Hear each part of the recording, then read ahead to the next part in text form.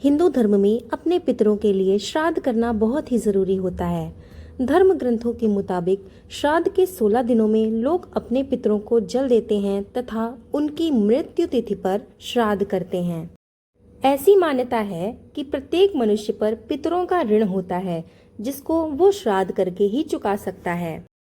इसके लिए जिस तिथि व मास में आपके पितर स्वर्गवासी हुए हैं, उसके लिए पितृ पक्ष के समय उसी तिथि को श्राद्ध किया जाता है। अपने पितरों की संतुष्टि के लिए जो श्रद्धा पूर्वक किए जाने वाले तर्पण, ब्राह्मणों को भोजन, दान आदि कर्म किए जाते हैं, उन्हीं को श्राद्ध कहा जाता है। इसे पितृ यज्ञ भी कहा जाता है। श्राद्ध के द्वारा ही व्यक्ति पितृ ऋण से मुक्ति पाता है और अपने पितरों को संतुष्ट करके स्वयं मुक्ति के मार्ग पर बढ़ता है। मार्कंडेय पुराण के अनुसार श्राद्ध से संतुष्ट होकर पितर अपने पुत्रों को दीर्घायु, संपत्ति, धन, विद्या तथा सभी प्रकार के सुख, वैभव व ऐश्वर्य, मरणोपरांत स्वर्ग एवं मोक्ष आदि प्रदान करते हैं।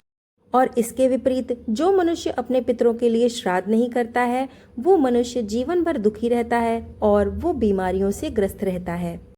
इसीलिए श्राद्ध के इन 16 दिनों में अपने पितरों के निमित्त श्राद्ध जरूर करना चाहिए और ब्राह्मणों को भोजन आदि जरूर कराना चाहिए।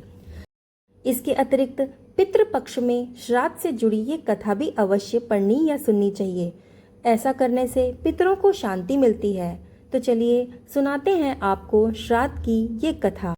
श्राद्ध या पितृपक्ष आपके लिए क्यों इतना महत्वपूर्ण है, इसका संबंध महाभारत से जुड़ा है। महाभारत के कर्ण बहुत ही दानवीर थे। वो हर किसी को स्वर्ण व आभूषण दान दिया करते थे। जो भी गरीब उनके दर पे आता था, वो कभी किसी को खाली हाथ नहीं जाने देते थे। वो हमेशा उसको दान में स्वर्ण आभूषण आदि दिया करते थे। उन्होंने अपने जीवन में इतना दान किया कि वो दानवीर कर्ण कहलाने लगे, जिसके फलस्वरूप मरने के बाद उनको स्वर्ग की प्राप्ति हुई। स्वर्ग में दानवीर कर्ण का बहुत ही आदर सत्कार हुआ, लेकिन भोजन के समय उन्हें सोना चांदी भोजन के रूप में परोसे गए। कर्ण उनके इस व्यवहार को समझ नहीं सके और उन्होंने देवराज इंद्र से पूछा कि हे स्वर्गाधिपति, मुझे यहाँ भोजन में सोना चांदी और आभूषण परोसे गए हैं, लेकिन मैं इनका सेवन नहीं कर सकता। मेरे साथ इस व्यवहार का क्या कारण है?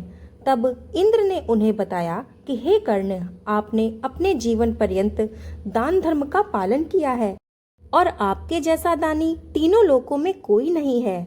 लेकिन आपने सिर्फ सोना चांदी और आभूषण जैसी भौतिक वस्तुओं का ही दान किया है।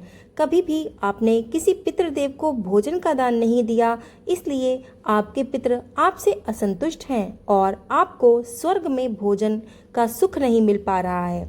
ये सुनकर कर्ण निराश हो गए और उन्होंने इंद्र देवता से कहा कि मैं आजीवन अपने पितरों से अनभिज्ञ रहा हूँ, इसीलिए मुझसे ये भूल हुई है। कृपया आप अब मुझे इसका उपाय बताएं। तब इंद्र ने कहा कि आपको अपने पुण्य कर्मों के कारण 16 दिनों का समय दिया जाता है। इन 16 दिनों में पृथ्वी लोक पर जाकर अपने पितरों को भोजन का दान करें, उनका पिंड दान करें और तर्पण करके उन्हें प्रसन्न करें। इससे आपको स्वर्ग में हर तरीके की सुख सुविधा के साथ भोजन का भी सुख मिलेगा। ये सुनकर कर्ण ने ऐसा ही किया। वो पृथ्वी लोक पर वापस गए और उन्होंने इन 16 दिनों में पृथ्वी लोक पर विचरण करके अपने पितरों को सभी तरह के भोजन का दान किया। ये पितृपक्ष की अवधि थी। यही वो कारण है जिससे इन 16 दिनों में हम सभी मनुष्यों को ये सौभाग्य प्राप्त होता है कि हम अपने पितरों के लिए दान कर सकें, पितरों के लिए पिंड दान और तर्पण की विधि को पूरा कर सकें और अपने पितर को संतुष्ट कर सकें। तो ये थी महाभारत काल से जुड़ी एक कथा। इसके संबंध में एक और कहानी है जो बहुत प्रचलित है। पुराणों के अनुसार जोगे और भोगे 2 भाई हुआ करते थे। जोगे बहुत ही धनी था और भोगे बहुत ही गरीब था। दोनों में बहुत प्रेम था। जोगे की पत्नी को घमंड था, लेकिन भोगे की पत्नी बहुत ही सरल हृदय की थी। पितृपक्ष आने पर जोगे की पत्नी ने उससे पितरों का श्राद्ध करने के लिए कहा, तो जोगे ने इसको बेकार का काम समझकर टाल दिया। लेकिन उसकी पत्नी जानती थी कि यदि ऐसा नहीं किया गया तो लोग बातें बनाएंगे। साथ ही उसे अपने मायके वालों को दावत पर बुलाने और अपनी अमीरी दिखाने का यही अवसर लगा। अंत में वो बोली कि आप मेरी परेशानी की वजह से ऐसा कह रहे हैं तो मैं सहायता के लिए भोगे की पत्नी को बुला लूंगी, दोनों मिलकर सारा काम कर लेंगे। फिर उसने जोगे को अपने मायके न्योता देने के लिए भेज दिया। दूसरे दिन उसके बुलाने पर सुबह सवेरे ही भोगे की पत्नी काम में आकर लग गई। भोगे की पत्नी ने सारा भोजन तैयार किया, अनेकों तरह के पकवान बनाए और फिर सारा काम खत्म करके वो अपने घर आ गई, क्योंकि उसे भी अपने घर पर पितरों के लिए श्राद्ध तर्पण करना था। इस मौके पर जोगे की पत्नी ने उसको रोका नहीं और ना ही वो रुकी। दोपहर के समय पितर भूमि पर उतरे। जोगे भोगे के पितर पहले जोगे के यहाँ गए तो उन्होंने देखा कि उसके ससुराल वाले तो पहले से ही भोजन पर जुटे हुए हैं। आखिर में वो भोगे के घर गए तो वहाँ पितरों के नाम पर केवल अगियारी ही दी थी। पितरों ने अगियारी की राख चाटी और भूखे ही नदी के तट पर पहुंच गए। थोड़ी देर में सभी पितर एक पास एकत्रित हुए और अपने अपने पुत्रों के द्वारा की गई श्राद्धों की तारीफें करने लगे। जोगे भोगे के पितर ने अपनी आपबीती उनसे कही। फिर वो सोचने लगे कि यदि भोगे समर्थ होता तो वो भूखा नहीं रहता और ना ही वो इस तरीके से अग्यारी देता, लेकिन भोगे के घर तो 2 वक्त की रोटी भी खाने को नहीं थी। ये सब सोचकर उनको भोगे पर बहुत दया आई। अचानक वो खुशी में चिल्लाने लगे कि भोगे के घर धन हो जाए, भोगे भी धनवान हो जाए। शाम हो गई थी, भोगे के बच्चे भूखे भी थे। उन्होंने अपनी माँ से कहा कि माँ, भूख लगी है। तब उन्हें टालने के लिए भोगे की पत्नी ने कहा कि जाओ, आंगन में हौदी औंधी रखी है, जाओ उसे खोल लो और जो भी मिले बंटवारा करके खा लेना। बच्चे वहां जाते हैं तो देखते हैं कि हौदी मोहरों से भरी पड़ी है। वे दौड़कर माँ के पास पहुंचते हैं और सारी बात माँ को बताते हैं। आंगन में जब भोगे की पत्नी ने ये सब देखा तो वो हैरान रह गई। इस तरह भोगे भी धनवान हो गया और धन पाकर उसने कभी घमंड नहीं किया। अगले दिन काम की अधिकता होने के कारण जोगे की पत्नी ने भोगे की पत्नी को फिर से अपने घर पे बुलाया। उसने अपने बच्चों से कहा कि जाओ चाची को बुला लाओ।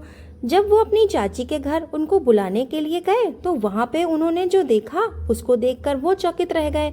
उन्होंने चाची से कहा कि आपको माँ ने काम पर बुलाया है।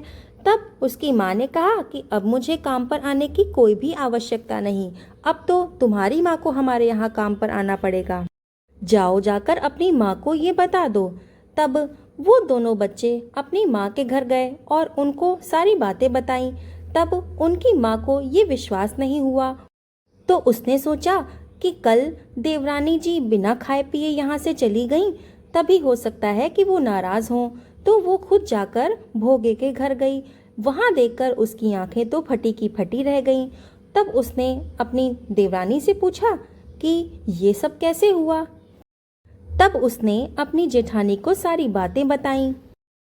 ये सुनकर जोगे की पत्नी को बहुत ही पछतावा हुआ, क्योंकि उसने अपने पितरों का अपमान किया था और पहले ही अपने मायके वालों को भोजन कराने लगी थी।